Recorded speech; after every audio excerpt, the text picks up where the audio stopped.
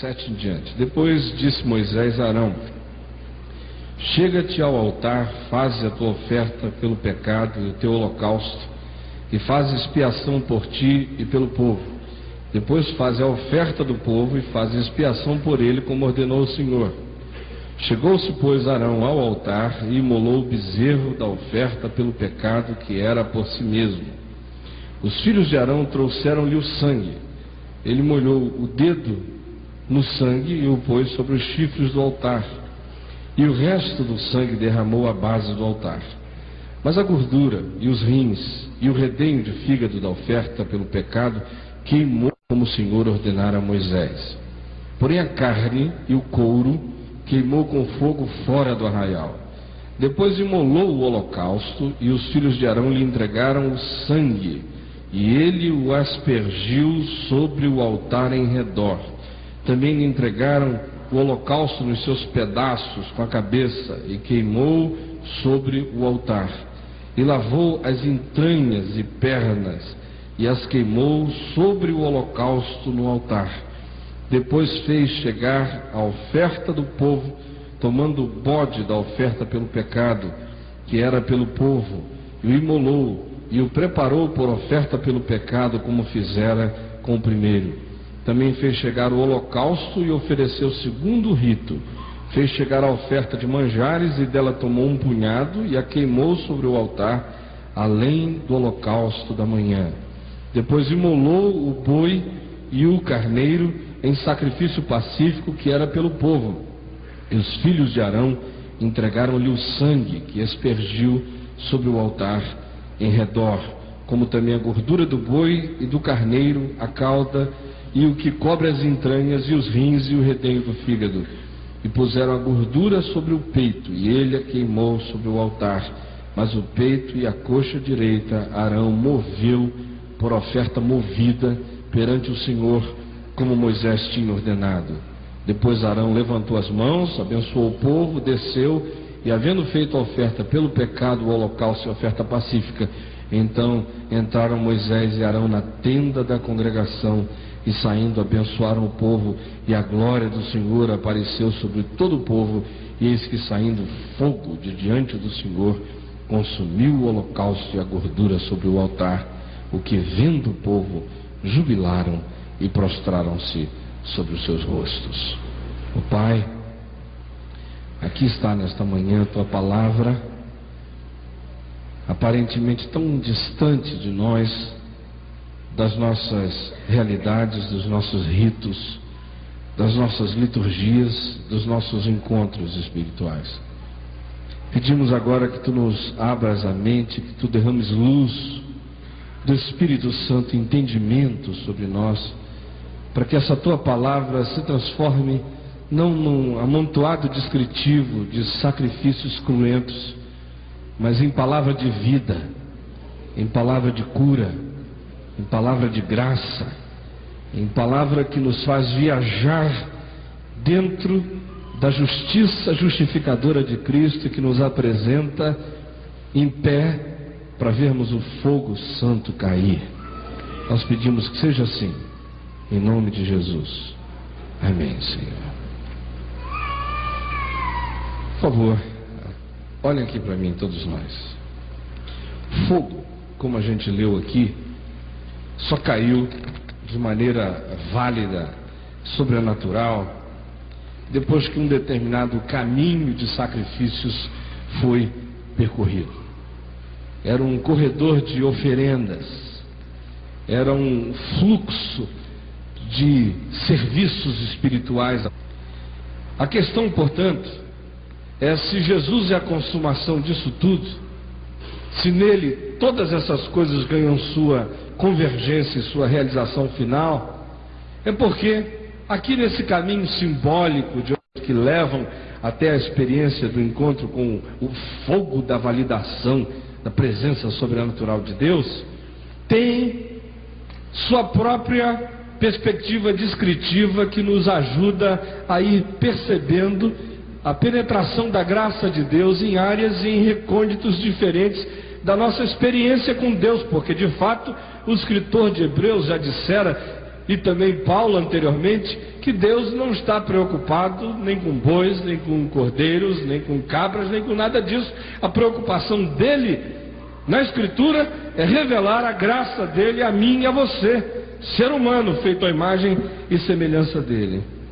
Por isso, antes do fogo cai do céu, num espetáculo público de avivamento, há outros fogos em rituais de graça, em áreas e em dimensões diferentes do ser que se aproxima diante de Deus, querendo paz com Ele, querendo comunhão com Ele, querendo amizade com Ele. Aqui, nesse texto que a gente leu, dá para perceber quais são os caminhos da graça que conduzem ao fogo divino, genuíno e santo. E é esse movimento, esse balanço, essa viagem, esse passar por esse corredor da graça, que é fundamental para mim e para você, no que diz respeito a aprendermos quais são esses estágios da viagem da graça que nos ajudam profundamente, não só a encontrarmos o fogo, mas sobretudo, e antes de tudo, a encontrarmos Deus e a encontrarmos com a gente mesmo. Que caminhos são esses? Há dois níveis aqui, que são os que eu quero afirmar nesta manhã, para os quais eu peço toda a atenção, porque eu tenho certeza que além de ouvir o que você vai ouvir hoje aqui, você vai querer levar isso para casa para meditar e pensar nisso com muito mais vagar e cuidado. Mas preste atenção. Em primeiro lugar, a gente percebe aqui o caminho que vai da culpa de não conhecer a Deus até o prazer de sentar com Deus como amigo. Dá para você repetir isso comigo? O caminho que vai da culpa. Repita. O caminho que vai da culpa de não conhecer a Deus até ao prazer de sentar com Deus como amigo.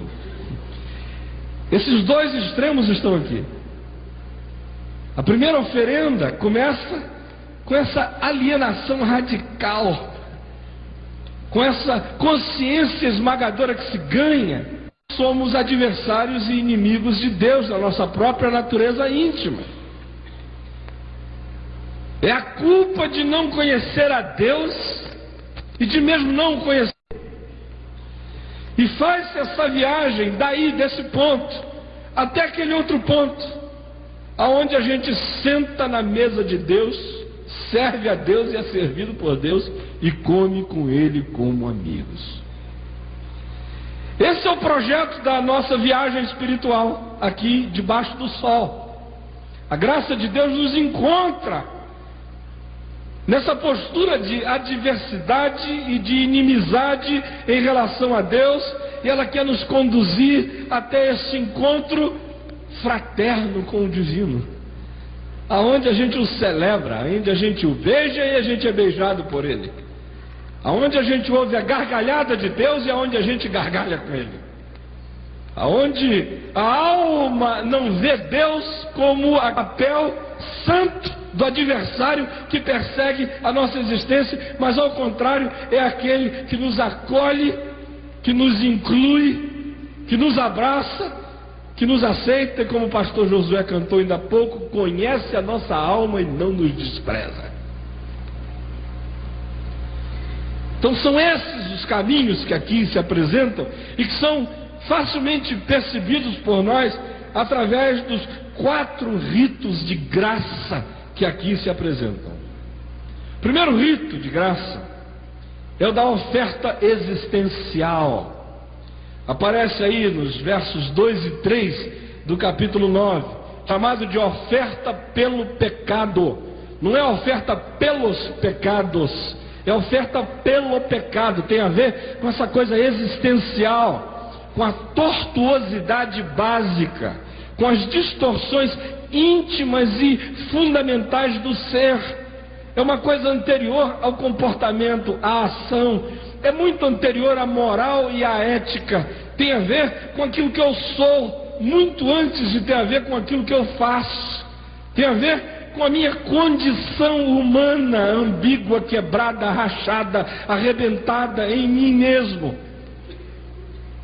É, portanto, uma percepção que não tem absolutamente nada a ver com o comportamento moral, porque aqui nesse ponto o comportamento moral é irrisório, irrelevante, ridículo e estúpido, seja ele qual for. Do filântropo à prostituta, nós estamos falando de uma coisa na qual todos nós estamos incluídos, que é na nossa perversão básica, porque todos pecaram e todos carecem da glória de Deus. Aí um dia, sem querer, você encontra o bode. Você descobre que uma prima tua é prima de terceiro grau do bode. Aí você percebe que um tio teu é casado com uma concunhada do bode. O fato é que você e o bode se encontram. Começa a conversar com o bode, você começa a ver, puxa, ele tem cavanhaque de bode. Ele tem cara de bode, ele cheira como bode. Mas tem alguma coisa de outra natureza nele. Você começa a perceber que dentro do bode tem um bezerro. Tem inocência de vez em quando. Você percebe humanidade. Você percebe forças noutra direção. E aí a surpresa é ver que para sua prima de terceiro grau, que é parenta dele e que o conhece desde pequenininho, que brincou de casinha com o bode, de médico com o bode, jogou bolinha com o bode, fez tudo com o bode para ela não é bode, o bode é bezerro.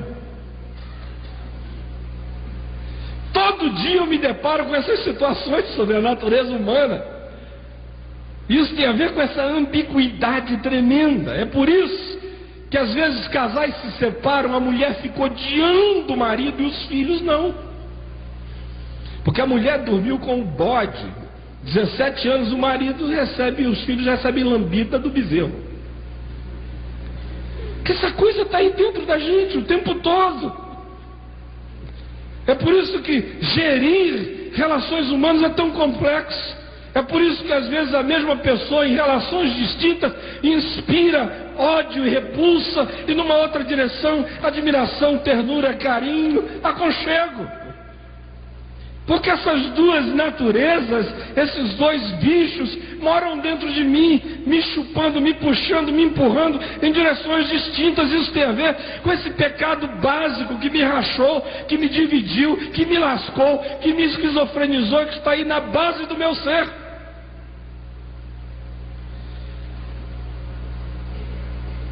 Eu sou pecador não porque eu peco é porque eu sou pecador. Eu não sou pecador porque eu fiz besteira. Mesmo quando eu fizesse besteira alguma, a minha sanidade é sanidade pecador, porque eu sou rachado. Essa oferta pelo pecado básico, chamada aqui de oferta pelo pecado, é a oferta pelo pecado do ser. E tem duas dimensões básicas aqui. Se não vejo a profundidade da palavra de Deus. Essa oferta pelo pecado, ela é separada em dois níveis. O primeiro é o nível essencial daquilo que eu chamaria de os metabolizadores do ser. É onde o ser metaboliza quem ele é. É onde os conteúdos básicos do ser são processados no laboratório da alma. Por isso, essa oferta pelo pecado queima os metabolizadores orgânicos dos animais. Senão vocês vejam o que é que se queima nessa oferta pelo pecado. Queima-se a gordura, que é elemento metabolizado. Queimam-se os rins, que é órgão de metabolização. E queima-se o fígado, que é laboratório químico por excelência de metabolização. Em outras palavras, o que a Escritura está nos dizendo de uma maneira profundamente sutil é que o juízo de Deus que cai sobre o ser, cai sobre mim, sobre você, cai nas fontes da nossa própria perversão, que tem a ver com a nossa essência básica. Todos esses elementos, gordura, rim, fígado, abra qualquer livro de antropologia judaica, você vai ver que eles estão associados às fontes do interior.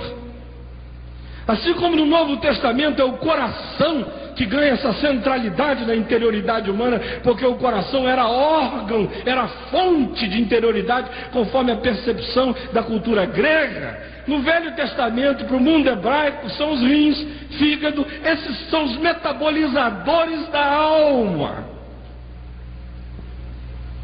E não é à toa que o juízo de Deus toque justamente aí, nessas essências da gente. Agora, esse sacrifício revela quem eu sou.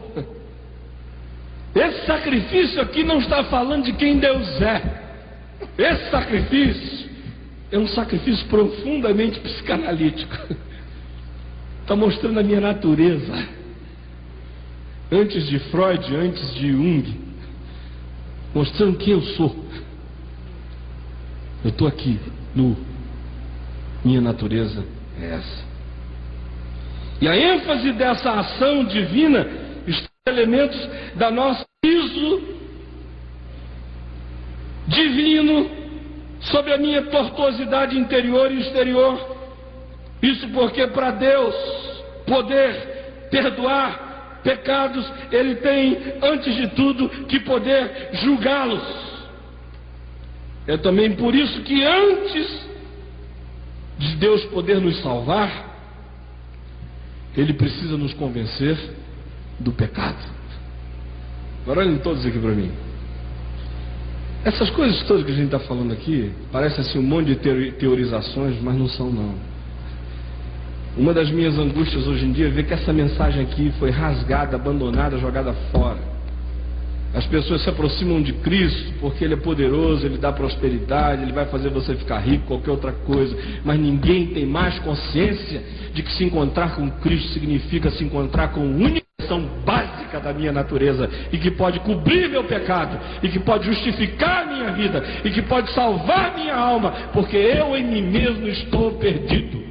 Posso ser um próspero perdido, um rico perdido, um empresário poderoso, mas perdido, porque eu preciso fundamentalmente da invasão da graça de Deus e do fogo que queima a perversão da minha interioridade.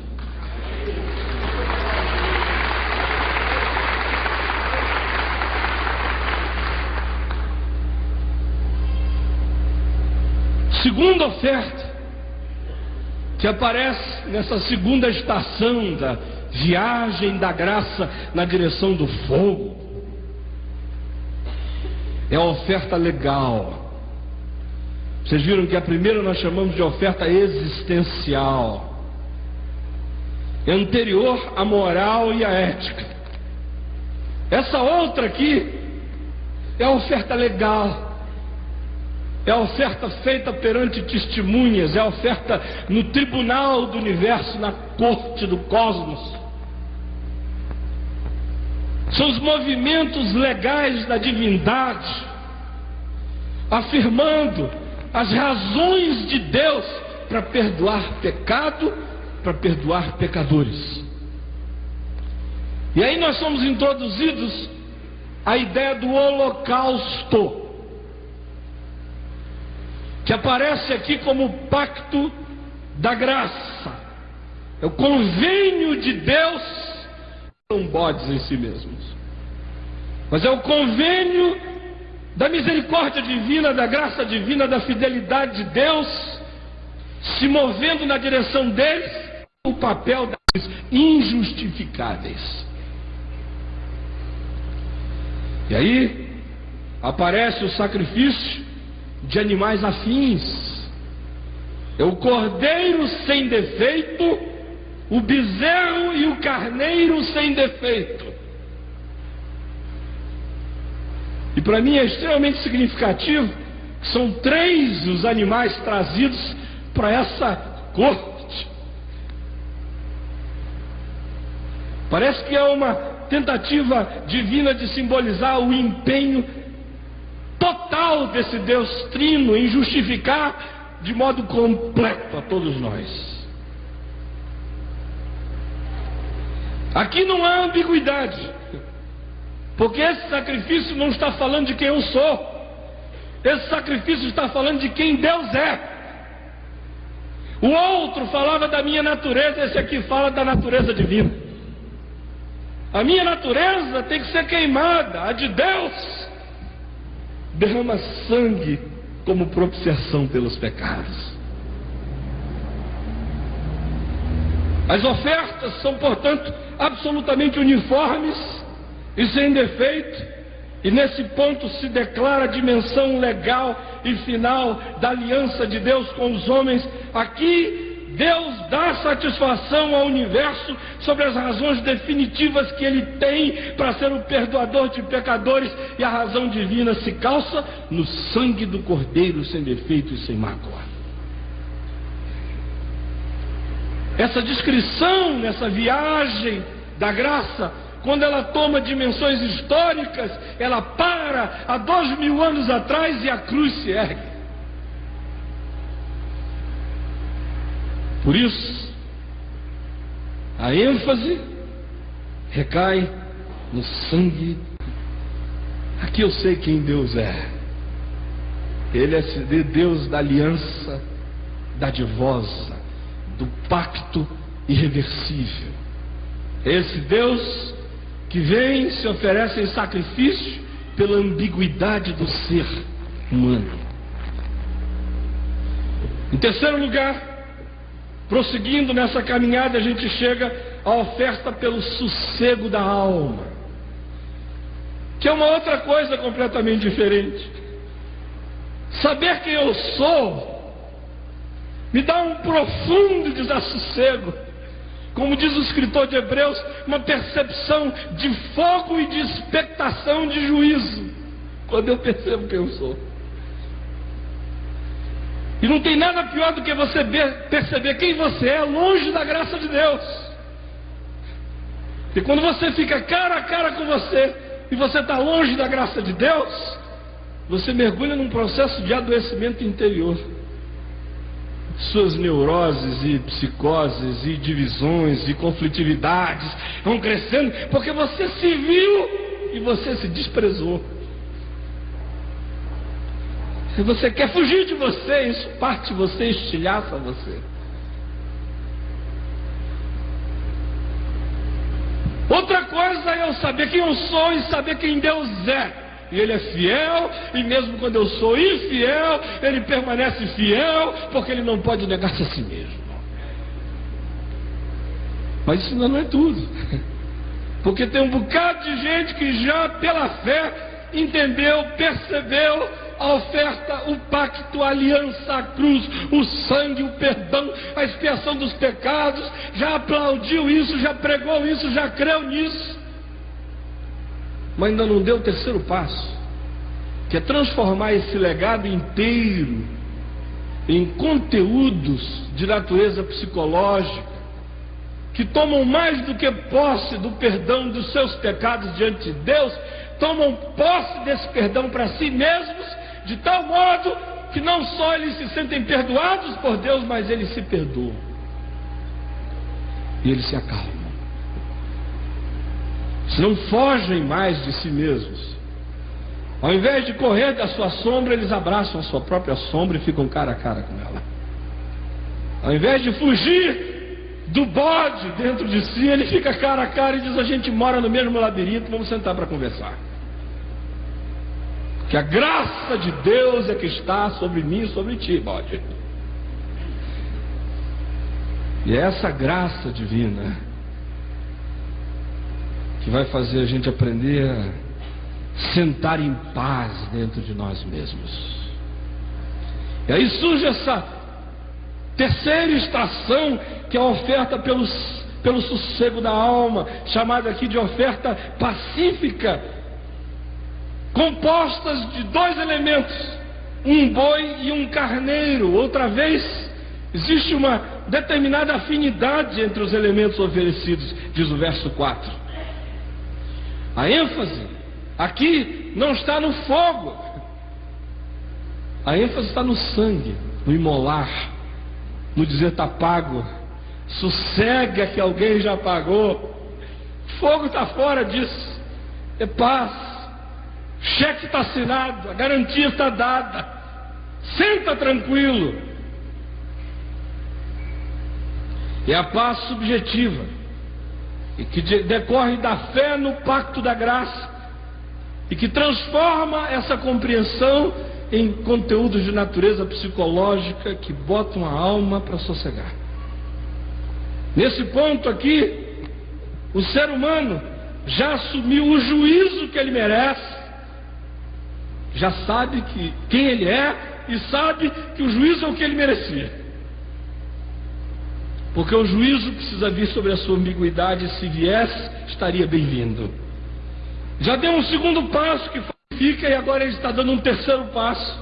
Ele está assumindo a paz que vem dessa justificação. Só a sequência de Romanos 4 e 5. Romanos 5 começou aqui agora. O 4 acabou de falar desse sangue derramado em vida. E aí inicia: justificados, pois, mediante a fé, temos paz com Deus por meio de nosso Senhor Jesus Cristo. Aleluia. Sentei tranquilo.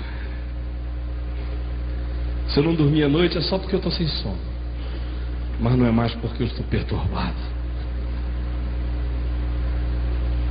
Se eu ficar tenso agora é só porque o dia está cheio, mas não é mais porque eu estou desesperado. Paz.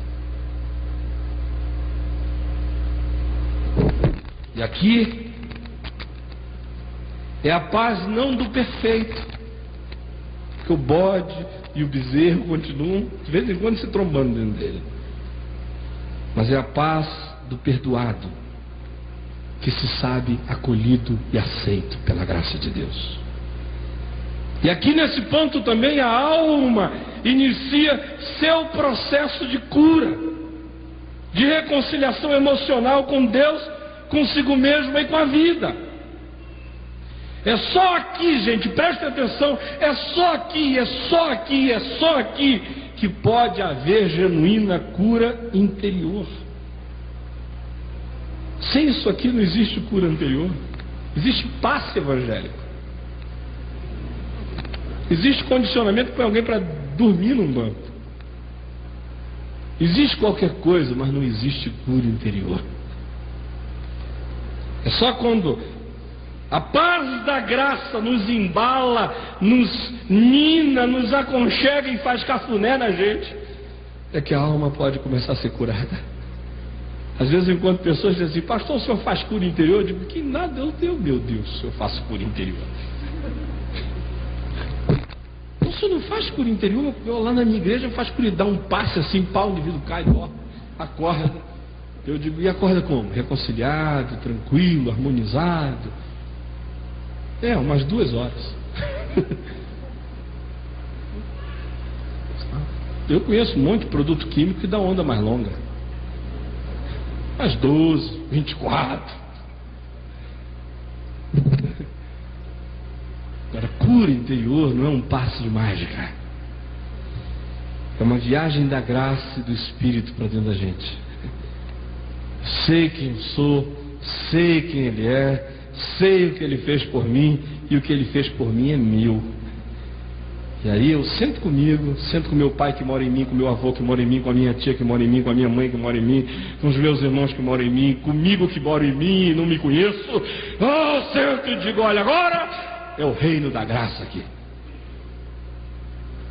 A gente começa a encontrar sossego para a alma. A quarta estação nessa viagem é a oferta dos prazeres da vida.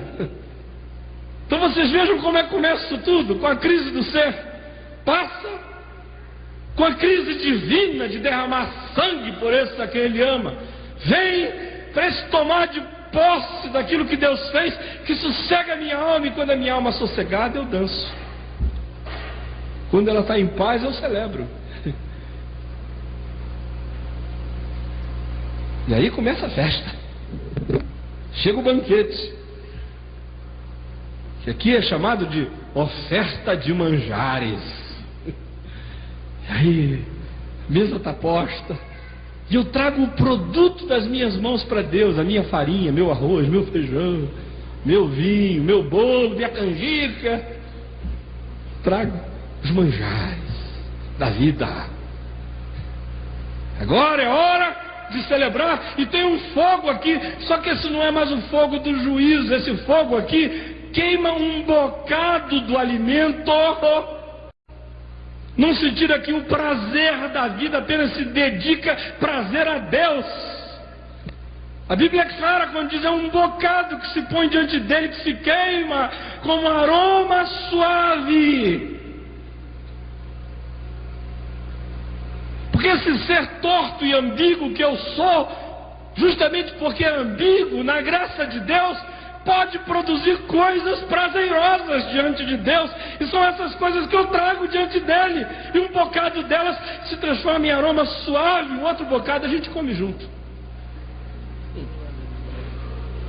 E aí, que coisa maravilhosa! É a paz subjetiva e que decorre dessa graça divina que me coloca nessa quarta fase. Vejam só o que diz o verso 17. Como essa oferta de manjares acontece além do holocausto da manhã. Já é outra fase. Fase da culpa ficou para trás. Agora eu entro no momento de celebrar minha alma, minha vida na presença daquele que a conheceu e não a desprezou. Já é um passo bem para além da culpa. Aqui o ser com Deus, para dar de comer a Deus, para gozar Deus. Aqui o ser compartilha com Deus seus bocados, sua vida, seus prazeres. E aqui a reconciliação já abandonou o terreno da culpa, já assumiu o perdão legal que vem da cruz. E é por causa disso que ela pode mergulhar tranquila na amizade do divino. Nesse ponto, Deus é o amigo e a vida é um banquete. Que coisa maravilhosa! Será que só eu que acho isso maravilhoso? Você não acha, não? Eu acho isso maravilhoso. Com vontade de beijar a boca de Deus. Deus, você é maravilhoso.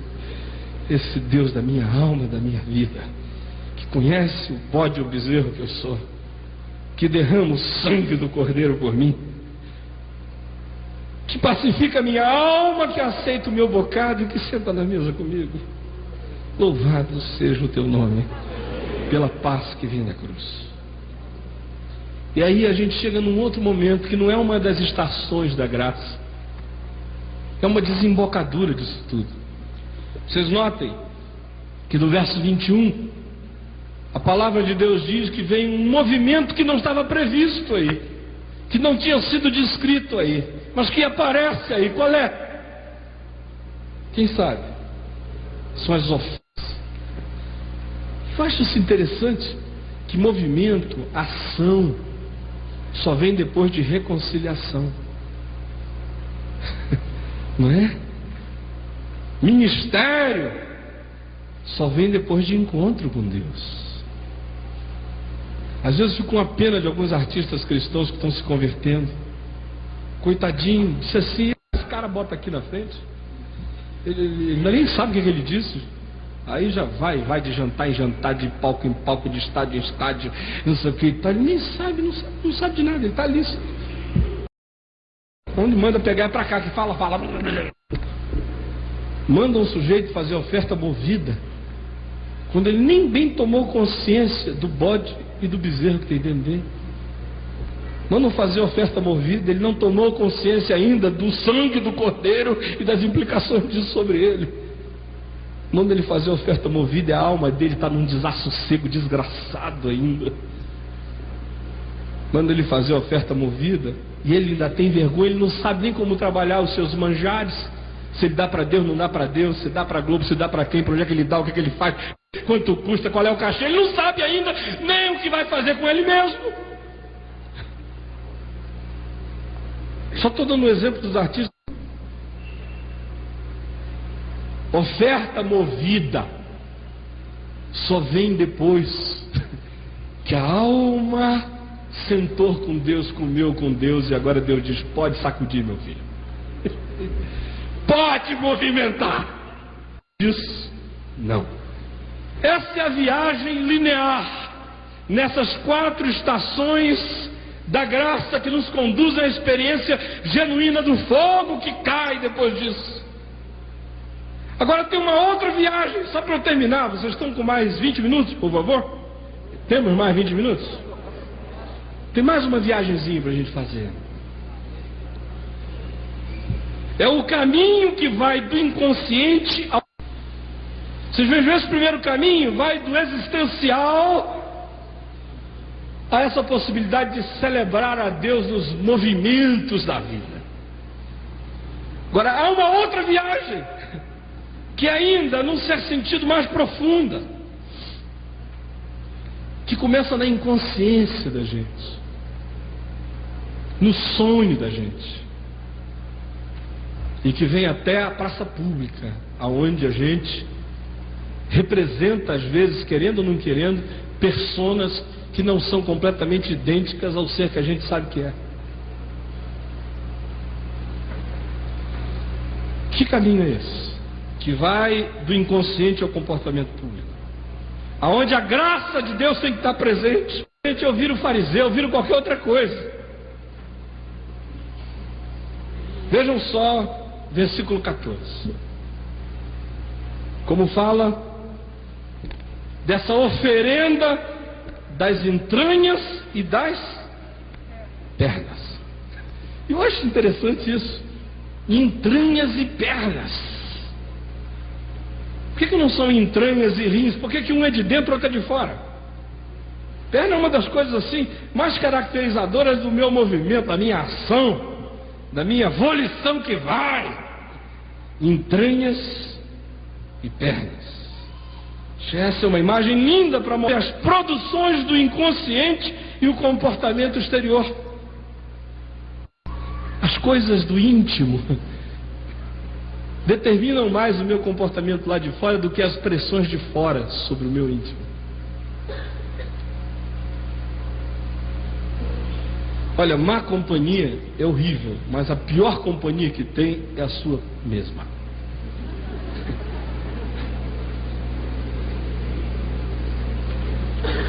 De vez em quando eu encontro um bocado de gente que me diz o seguinte: puxa, eu estou orando muito a Deus para Deus não deixar você cair.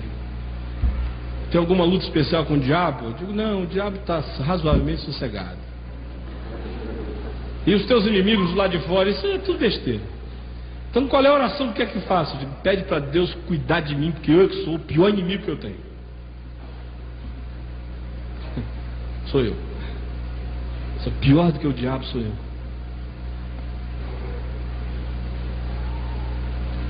Porque eu gosto do bezerro e eu gosto do bode. Estão aqui dentro de mim. De vez em quando eu vejo, eu estou alisando o bode. O bodinho, penteando o bode, está aqui dentro de mim. Nasceu em mim.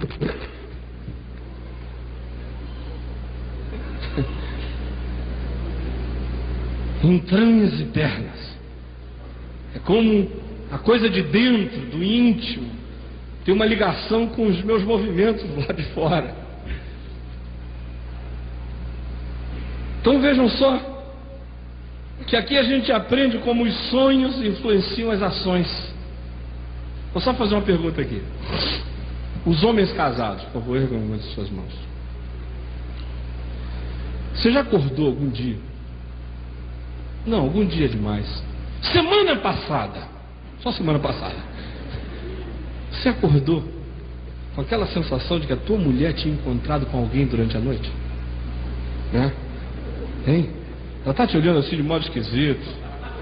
Né? Você acordou assim, oi bem, oi amor, e ela te deu uma encarada assim de meio de mau jeito. Você ficou assim, meu Deus, o que eu fiz? Chutei a canela dela dormindo, dei uma cotovelada no queixo. O que foi? Mordi a orelha, pensando que estava chupando meu dedo. O que foi que eu fiz?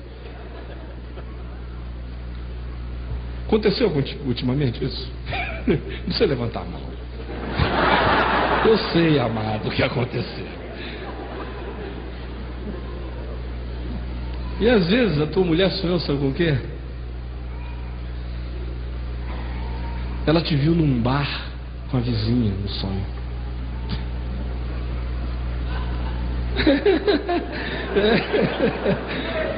Não? Te viu num bar com a vizinha. Não sabe o que ela viu? A tua mulher viu você gastando o dinheiro todinho da poupança com uma pessoa que ela acha que é um tremendo de um picareta e de um irresponsável. Pode sair multiplicando isso. E pode mudar agora, fazer um switch. Você acorda e o marido está olhando para você assim com aquela cara de juiz de direito,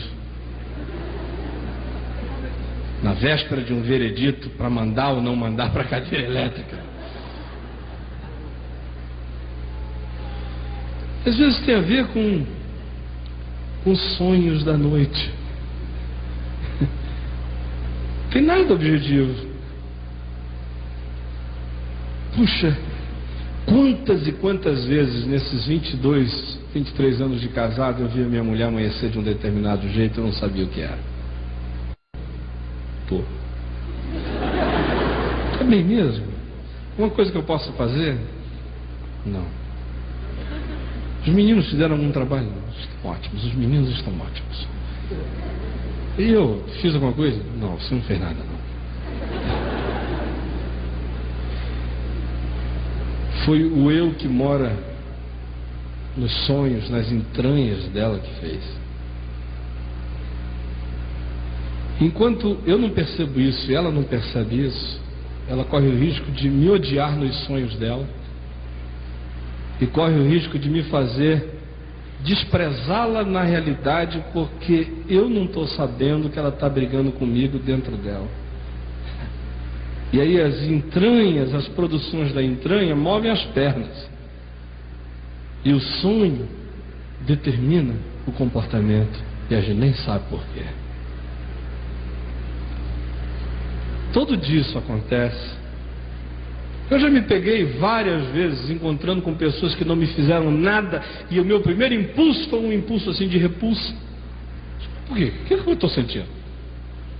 Depois eu vou fazer uma viagem para Tinta e, meu Deus, eu sonhei que esse cara estava me dando uma punhalada. Deve ter sido isso.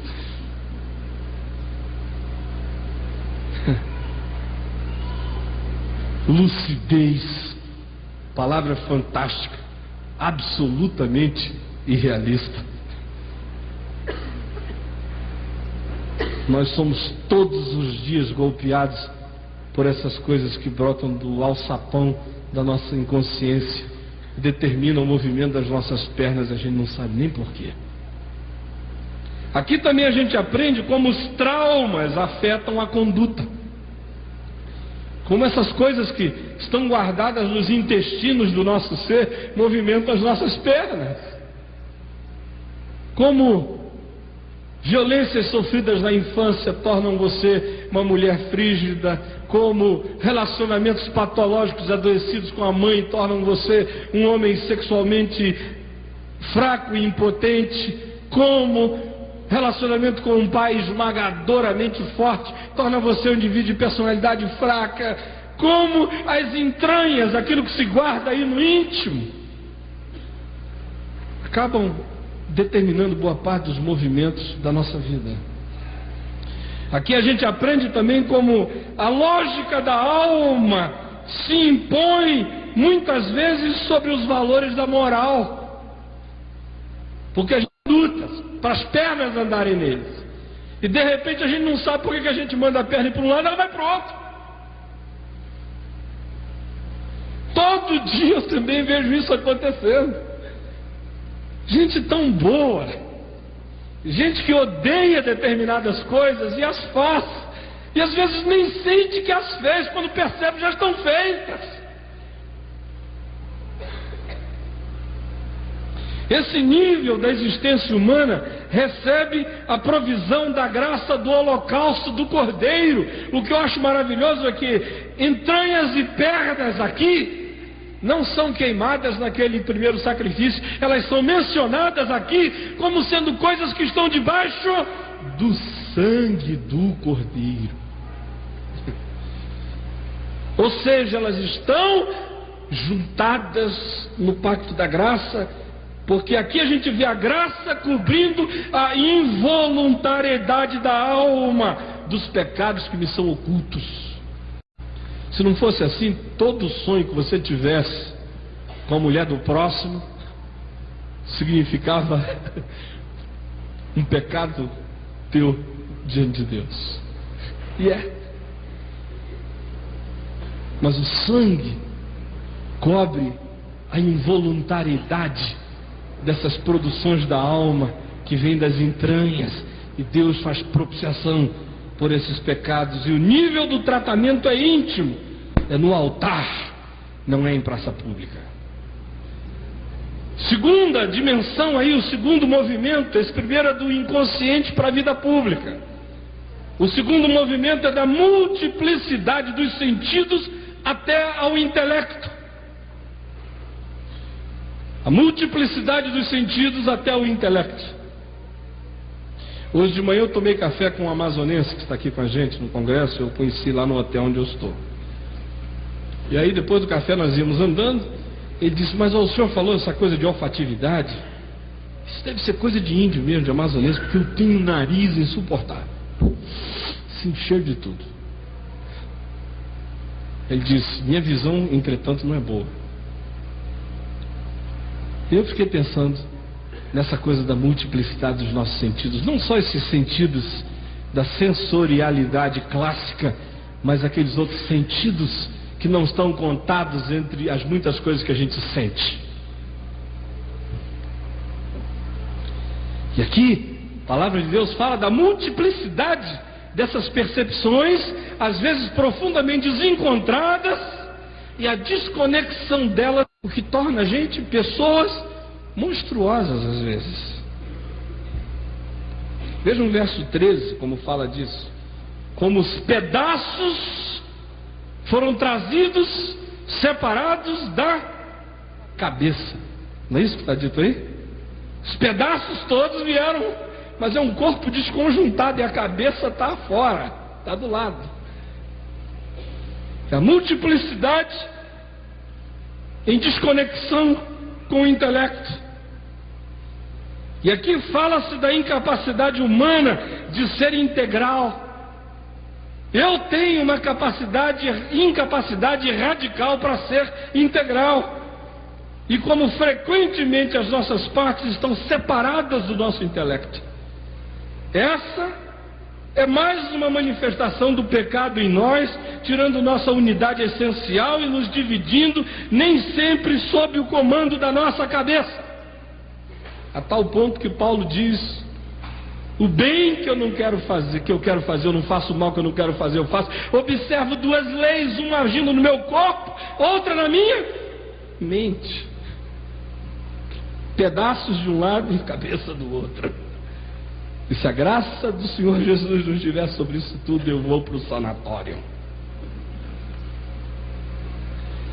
E aqui a gente vê o esquartejamento do nosso ser sendo justificado pela graça divina também na oferta do holocausto, ou seja, na oferta da cruz.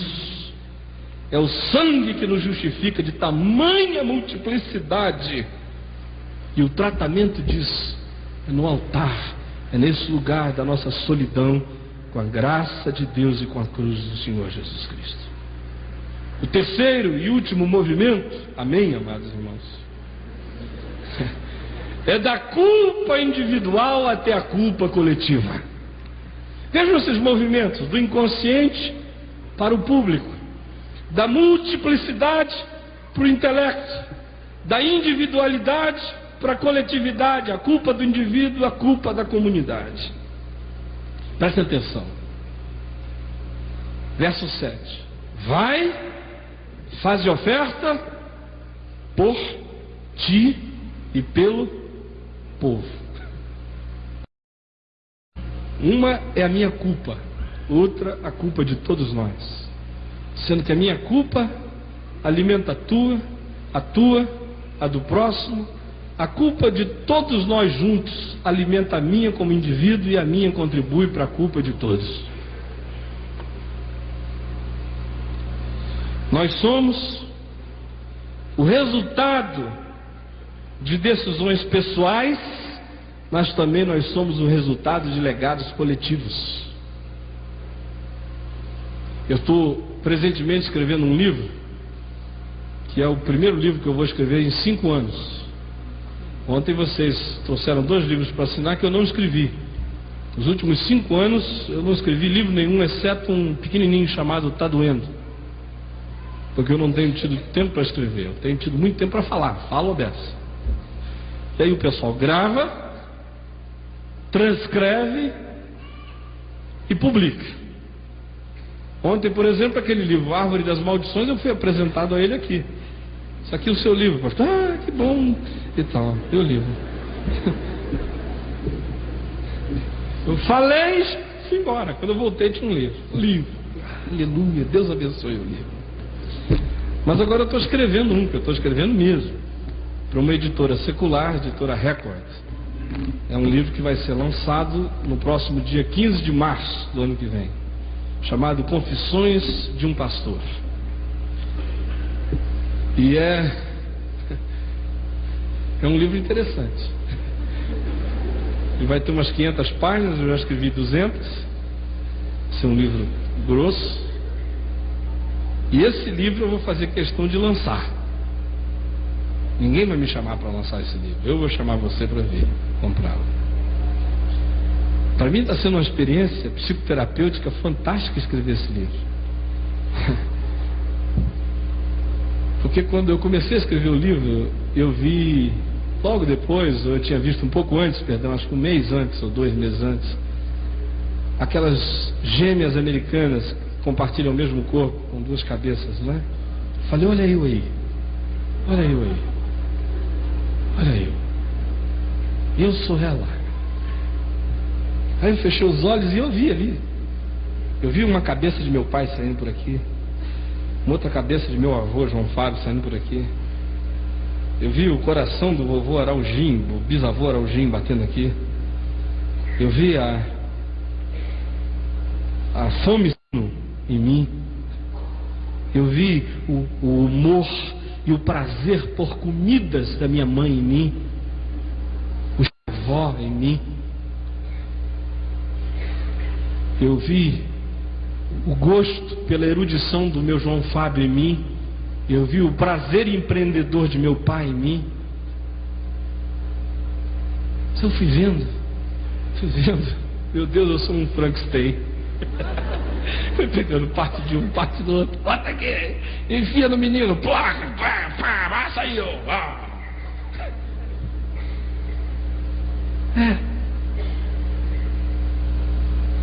Você fica olhando para mim achando que eu sou especial? Você é o mesmo bicho. Mesmo bicho. Bichos em quem a alma é apenas um elemento latente. Eles têm alma, mas eles não fazem a menor questão de usá-la para viajar para dentro. Então eles passam pela vida com a alma latejando. Eles estão um pouco acima do macaco, quando eles podiam ser homens. Mas eles não usam os elementos da interioridade deles para saber quem eles são. Por isso, eles se satisfazem com a semi-animalidade. E é só isso. Escrever esse livro, eu comecei em 1820 com o meu bisavô Araujim. Ele falou, não me dá comida, não me atrapalhe, não me chateie, que eu vou morrer em paz. 1 mês depois morreu. Sossegado, tchau.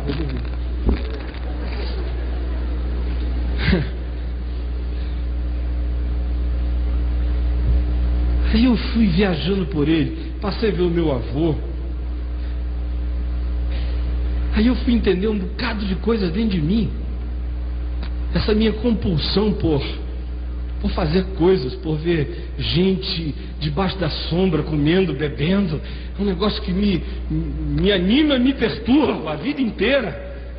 Eu fui pegar recortes de jornais, ler cartas, pesquisar, conversar com pessoas, colher informações e descobri que o homem não fez outra coisa a vida inteira a não ser isso, e não satisfeito, acabou comprando um hospital para morar nele, com os 13 filhos, os 13 de criação.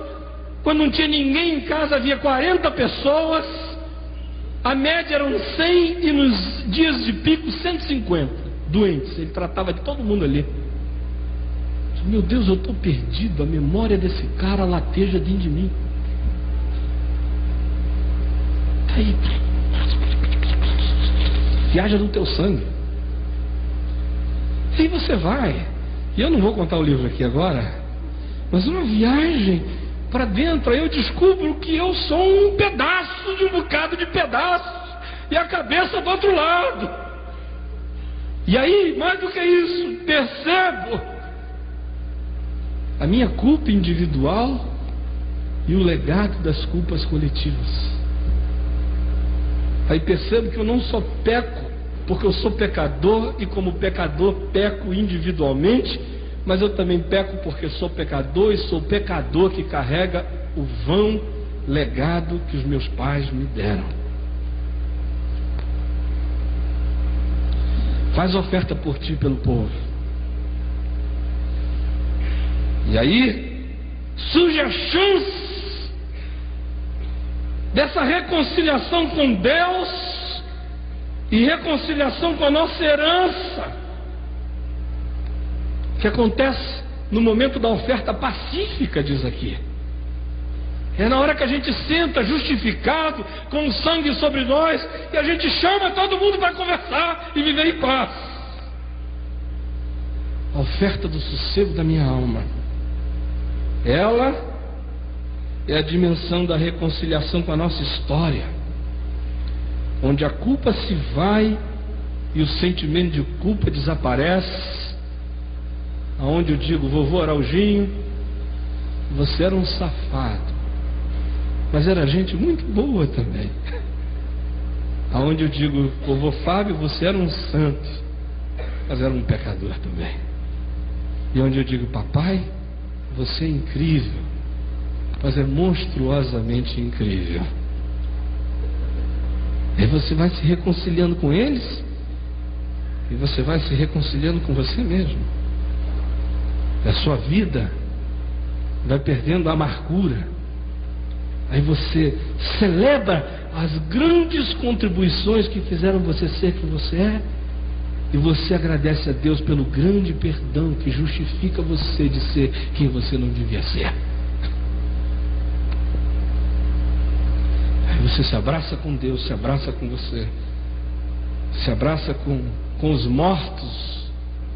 Me entendam, no sentido psicológico da expressão, e se abraça com os vivos.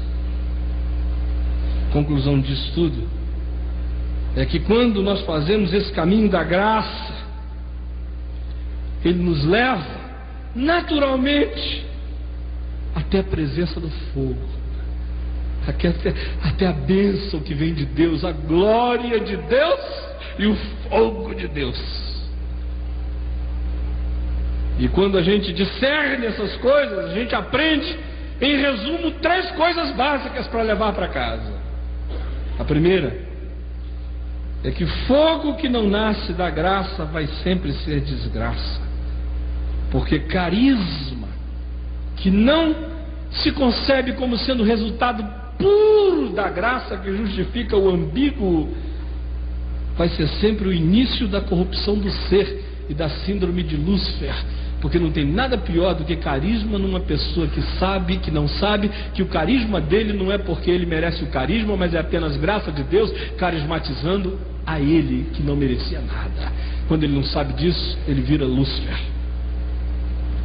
Segundo, fogo que não vem como resultado de um processo de cura na graça, vai sempre produzir tirania, porque não existe nada pior do que você dar a alguém o poder de fazer descer fogo do céu.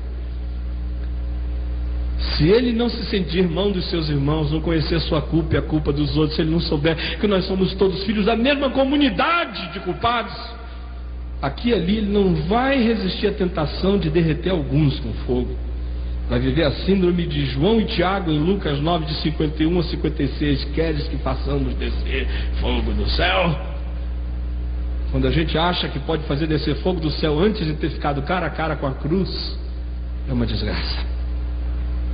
E por último, Fogo que não passa pela vereda do sangue, do altar, da purificação do inconsciente, do consciente, do comportamento, da multiplicidade do ser, será sempre fogo estranho, fogo do homem e de sua presunção, fogo da religião sem Deus e sem dependência dele, fogo feito mecanicamente nos bastidores do circo da religião.